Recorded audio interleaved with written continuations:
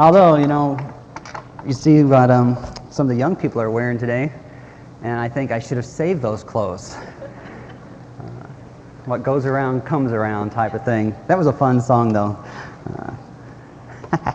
Okay. R.C. Sproul, you may not know that name. He's one of my favorite authors. He's a theologian. There's different types of reading that we do. Okay, sometimes I like to do reading that I don't have to think. Those just fun type of reading. Then there are times when I go to the other extreme and I want somebody who really challenges my thinking, and you got to go back and read the sentence again and go back and see, well, exactly, those kind of things. That's the kind of writer that R.C. Sproul is to me. He writes those things that make me think. He was asked one day at a conference, what do you think is the greatest spiritual need in the world today? And he stopped for a while, and he thought, and he said this, the greatest need in people's lives is to discover the true identity of God. He pointed out that his understanding and in his dealing with people, that most people who we would consider to be non-religious, people who don't follow God, people who don't attend church, people who are really not religious in any way, shape, or form, if they really knew the God that they were rejecting, they would probably put up a stop sign. Second, let me look at this just a little bit closer. Another man raised a question from the audience. He said, if that's the case, then what is the greatest spiritual need in the lives of church people? And he didn't even hesitate about that when he said the same thing. He said the greatest need is for the people in the church to discover the true identity of God. If believers really understood the character, the personality, and the nature of God, it would revolutionize their lives. It would revolutionize our lives if we really understood the nature, the personality, the character of the God that we worship. That kind of puts us all in the same boat, doesn't it? It doesn't matter if you're a non-religious person, or if you're a person maybe somewhere in the middle who is seeking and wondering and looking and asking questions, or if you're someone over here who has walked with God for a while through Jesus Christ. You've done that for a while. Whether or not you're a spectator or a rookie or a veteran who needs to maybe hone their skills just a little bit, it would probably benefit all of us, revolutionize all of our lives if we understood the character of God. If we could just catch a glimpse and hang on to it for a little while of the God that we worship and who He really is. Now, we won't do away with all the mysteries of God. We won't find out that much. If we could understand all there was about God, we would be God then, wouldn't we? But we can't. We're finite. He's infinite. But He hasn't left Himself in a cloud. He hasn't kept His character or His identity a secret. He hasn't said you have to play hide and seek, or you have to play a game of Clue, or at least not a game of that Mad Magazine game. Have you ever played that? Oh, you should play that once in a while, because every once in a while you can just stop. Say Donna's just about to win the game. Somebody else can say, hold it, and everybody raises their hands and they stop and they say, let's change the rules. Let's say if you're first one there, you have to go back to the beginning. And you can vote. And of course, nobody ever wins the game. It's not a game where you change the rules. God said, here I am, right here. He said, I've revealed myself in the Bible, His Word. If you don't have one of these, I wish you'd get one. And if you don't want to go buy one, there's some over there. You just pick one up and walk out with it on the way out today. We want everybody to have one of these. When we meditate on this, when we read this over a period of time, when we contemplate what it says, we begin to get a clearer picture of what God is like, what His character is like. And my guess is that as we know Him better and we know more about Him, we set ourselves up for an amazing revolution in our lives. And I guess that's what this series is about. It's kind of about revolution, because we're going to talk about the very nature of God over the next 7 or 8 weeks. We're going to talk about some different characteristics that he has, what his personality is like, what his nature is. My prayer is that these truths over the next few weeks will somehow become planted in our hearts and in our minds, and that they'll become watered, and God will cause them to grow, and just see what happens in our lives. So I guess we start the revolution today. Did you catch those words that Nancy read for us? They're on the back of your program. I love these words, and I'm going to read them again. So if you want to follow along, feel free. Or if you want to close your eyes and hear them. Try to picture David as he writes these. What do you think's going through his mind? What's his attitude for the day that would cause him to write these words? O Lord, you have searched me and you know me. You know when I rise. You perceive my thoughts from afar. You discern my going out and my lying down. You are familiar with all my ways. Before a word is on my tongue, you know it completely, O Lord. You hem me in, behind and before. You have laid your hand on me. Such knowledge is too wonderful for me, too lofty for me to attain. Our first truth in this Revolution series, this God that you're looking for, is very simply this: He knows everything. God knows everything. The Bible tells us that He knows when a sparrow falls from the sky. I would guess that if it was written in this day and age in the Oswego, Montgomery, Aurora area, he would say, I know when geese fall from the sky. Okay? Man, did you see the golf course this week? How would you like to go play a round of golf today? It'd be hard to know which was your golf ball, wouldn't it? God knows when a sparrow falls. It says He knows the number of hairs on your head before you wash them in the morning, after you brush them. He knows the number of hairs on your head. Jesus displays in the Gospels the ability to know what people are thinking without them even saying a word. God knows everything. There is no news to God.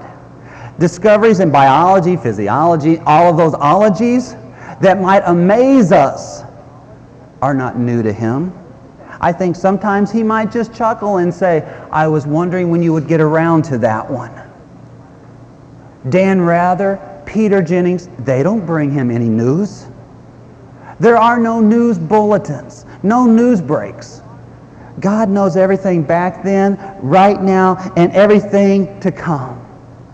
And unlike our computers, He has no limited memory. He just knows it all. The book of Hebrews says, everything is uncovered and laid bare before Him. Everything is uncovered and laid bare before Him. And you know what? That includes you and me. God knows all about the trees and the rocks, the water, the skies, the plants. But He's not in an intimate relationship with them. He is with you and with me. He knows my thoughts. He knows my words. He knows my actions. There is not a thought, an action, a deed, you name it, that has ever come forth from me that He didn't know about. He knows it all. I remember back when I was a freshman at Lincoln Christian College, the fall of 1975. Just a little background. When I was a freshman in high school, I was 5'9", 160 pounds. When I was a freshman in college, I was 6'4", 160 pounds. Okay? I don't know if my parents stressed me in the doorway, but I got taller and thinner, and I became in love with basketball. So I started playing basketball a lot. The summer between my senior year and my freshman year in college, I played 8 hours a day at a nearby park. My parents loved it. I went through 13 pairs of tennis shoes playing on concrete that year. They didn't have those black outdoor shoes back then, you know. We did the old Pro-Keds type stuff. 13 pairs of tennis shoes. and I got better. I went to Lincoln Christian College and I thought, I'm going to try and play on this basketball team. And we're just doing some scrimmaging, just preseason type stuff. I mean, we haven't even had practice. It's just pickup game stuff. And I was hot, Dick. You know, I was just on fire. You know how that goes? You just kind of get in this zone. And I'm hitting everything. I'm dunking and I'm passing. And that was probably a dream I had. You know, but I was shooting well. Did you ever have those dreams that you think are real? You know, I dunked one basketball in my life, and that was probably on a rim that was bent. Okay, but I was shooting well, and I was getting hot. And nobody knew me, and I didn't know who I was playing with. Comes out that one of the starters on the varsity team was guarding me that day, who was a senior. And I was just in one of those hot things. And a man walked in and sat down in the bleachers. Didn't know who he was, never met him before, and I just kept playing. I was just having a good time. When you're in that zone, you just don't, somebody wants to come in, you say, no, you wait 5 more minutes. You know, let me miss one. And the guy says to me, you're putting on a really good show for the coach. I said, who's the coach? He said, it's the guy who's been sitting here watching us for the last half hour. Boy, did I get nervous all of a sudden. You know, but I wanted him to see then. I wanted him to see. Now, when I missed a shot or I made a bad pass or my man beat me and he scored, I looked in the stands to see if maybe I was lucky and he wasn't watching. You see, that's how it is with God, isn't it? God knows. God knows. Let's talk about some of the things that he does know about us this morning. He knows our secrets. You know those things you think that you know that nobody else knows? And my guess is that makes some of us a little squirmy in our seats this morning. To think that he knows. You know how I know it makes you squirmy? How I know that it makes you shift a little bit in your seat is because I've been there. I know what that's like when you have this secret and then you find out that you're not the only one who knows it, that God knows it. You see, when I read these words from David, I think he's in a very subdued mood. I'm not sure what all has been happening in his life right then, but he has become aware that God knows everything about him. And I think he's writing real slow, that there are no musicians around, there are no scribes that he is saying, write this down. I think he's doing this one in his own hand. He says, God knows when I get up. God knows when I lay down. He knows when I go outside. He knows when I come back in. Before I say a word, he knows what's on my tongue. You read the rest of that chapter, and it just goes so deep into David's realization that God knows. He knows our secrets. Would it be fair for me to say that probably there are some of us here who are involved in some things that we shouldn't be involved in? That we are doing some of those things that violate the Word of God, that violate the moral character of God. And we know it. We just don't think anybody else knows it. God knows it. You're not surprising him. You're not keeping it a secret from him. He knows. So could I suggest that we would stop trying to hide that from God and stop not telling him and just say, I'm doing it. I've been blowing it. I'm sorry. Vernacular of the day, I guess that would be that we come clean and admit to him.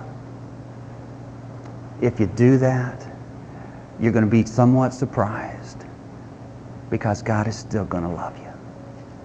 Some other people who find out, that might make a difference on how they act towards you, on how they relate towards you, but it's not going to make a difference with God. He knows, and he still loves us. He just wants you to say, I'm done with it. I'm sorry about it, and get on past it. Not only does he know our secrets, he knows our scars.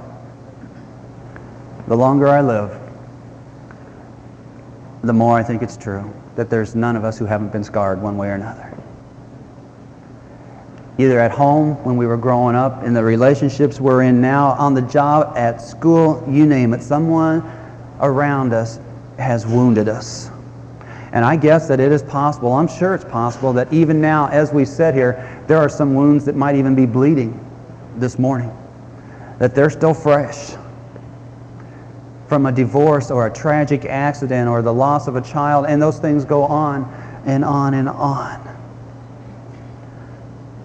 I was sitting in a teacher's lounge this week, and some teachers had a story there in a James Dobson book. I don't know what the story was, but they were betting on people as they walked in the door.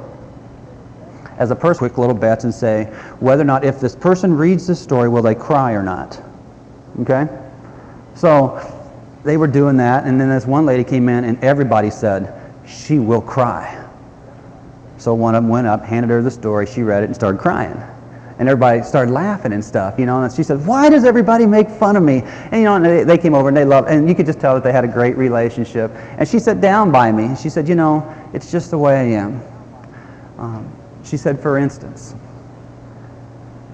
last Christmas, before Christmas break, I gave an assignment to my 5th grade class. All they had to do was write what their 2 greatest Christmas gifts would be. She said, it was nothing deep. It was just an assignment so I could grade their spelling, their punctuation, their English. So they all turned them in. She said the first 3 went like this. The very first one that I read said, I'd like to see my daddy again. He died a year ago. The second one said, I'd like to see my dad again. Mom and Dad divorced, and I don't see him very often. She said, I'm in tears already, but I thought I got to finish this assignment. The third one that she picked up said, I want to see my dad again to see if he ever really wanted me. I said, can I use that Sunday at church? Even little people have scars, don't they? Little people have scars. You might think that no one knows about the scars that you've had. But God does.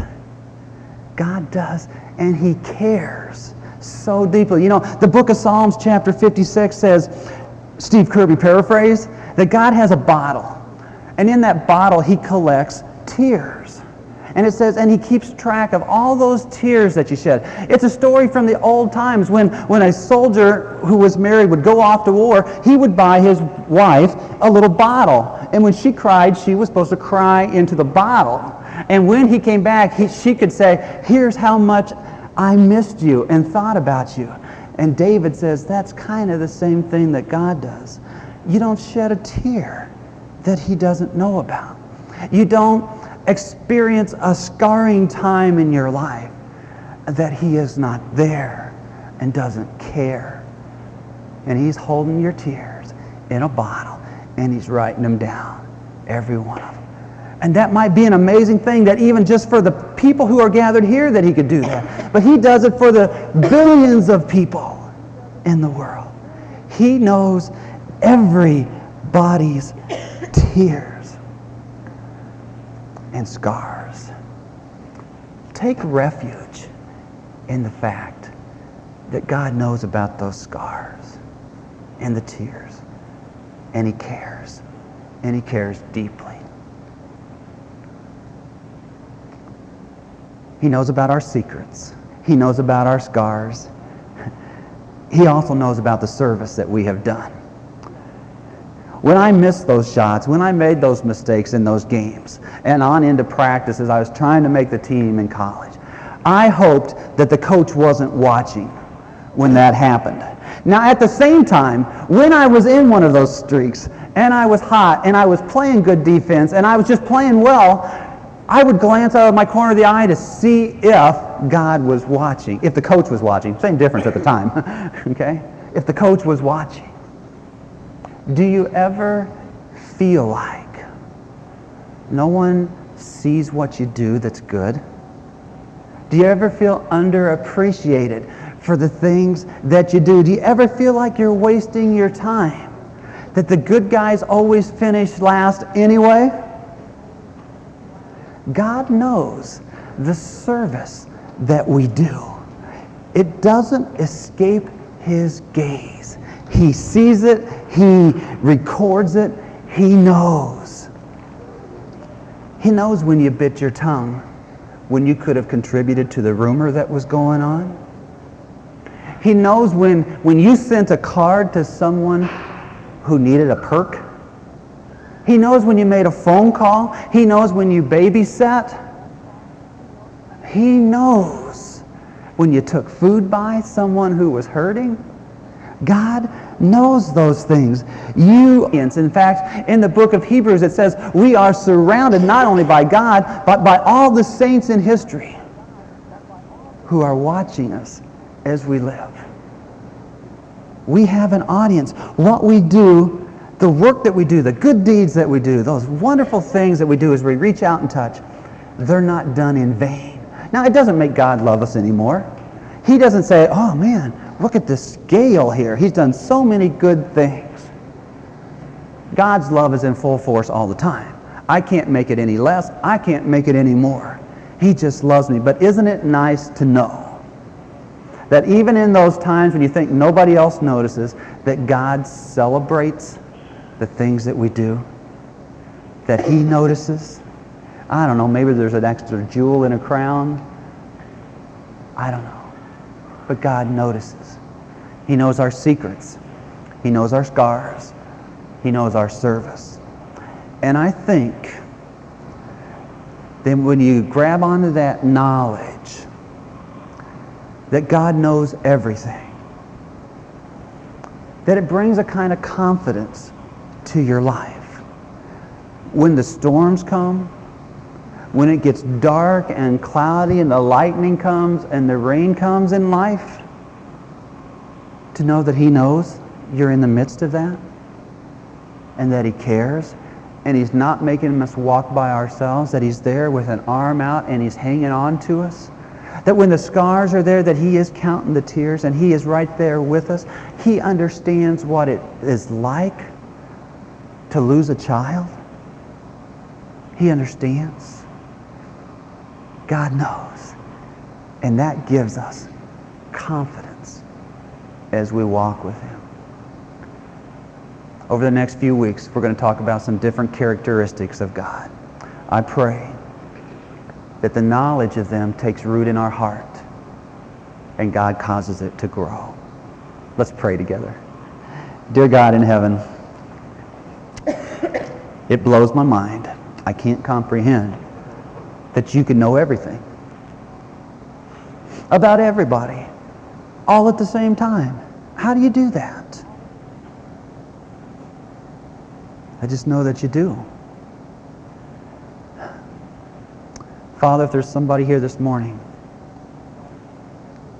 that's keeping a secret and even trying to keep it from you, Father, I pray that sometime over the next few minutes, hours, days, that they may just come to you, admit it, and ask your forgiveness. Father, that takes courage for us to do that, and I pray that you would grant us the courage to take that first step towards that. And Father, I thank you for being there with all of us through those hard times, for not making us walk by ourselves.